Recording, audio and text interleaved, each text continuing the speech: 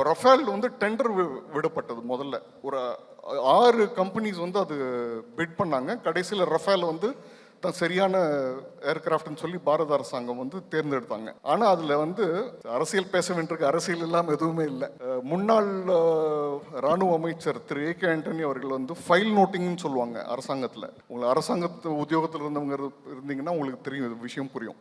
File நோட்டிங்கில் அவர் போடுறாரு, நீங்கள் வந்து இந்த ரஃபேல் சூஸ் பண்ணது கரெக்டு தான், ஆனால் இந்த ப்ராசஸ் சரியானதா என்று இன்னும் ஒரு முறை ரிவ்யூ செய்யுங்கள்னு சொல்லிட்டு நோட்டிங் பண்ணுறாரு. இப்போ என்னன்னா, இந்த ப்ராசஸ் இது நான் வாங்கிட்டேங்க பேப்பரு, ஆனால் இந்த பேப்பர் நான் வாங்கிட்டேன்னா திரும்பி செக் பண்ணணும். செக் பண்ணிட்டு அப்புறம் புரியுது நான் இது வாங்கிட்டேங்க, திருப்பி செக் பண்ணணும். அப்படி நீங்கள் பண்ணிட்டே இருந்தீங்கன்னா நீங்கள் என்றைக்குமே வாங்க போகிறது இல்லை. கண்டினியூஸாக நீங்கள் செக் பண்ணிட்டே தான் இருப்பீங்க. ஸோ அந்த நிலைமையில தான் அவர் ஆண்டனி அவர் கொண்டு வந்து விட்டார் அந்த டெண்டரை. அதனால தான் மோடி போயிட்டு அதை 126லேருந்து 36 குறைத்து இந்த ரஃபேலை வந்து அரசாங்கத்துக்கும் ஒப்பந்தம் போட்டு நேராக வாங்கினார். இப்போ அரசாங்க ஒப்பந்தங்களில் பார்த்தீங்கன்னா, அதாவது வெளிநாடோட உறவில் கரப்ஷன் நடக்கிறது ரொம்ப கஷ்டங்க. ஏன்னா அரசாங்கம் நடத்துகிற இதில் வந்து கவர்மெண்ட் டு கவர்மெண்ட் டீல்ஸில் எப்பவுமே வந்து கரப்ஷன் ரொம்ப கஷ்டம், பண்ண முடியாது. ஸோ இது வந்து ஒரு பொய்யான குற்றச்சாட்டு.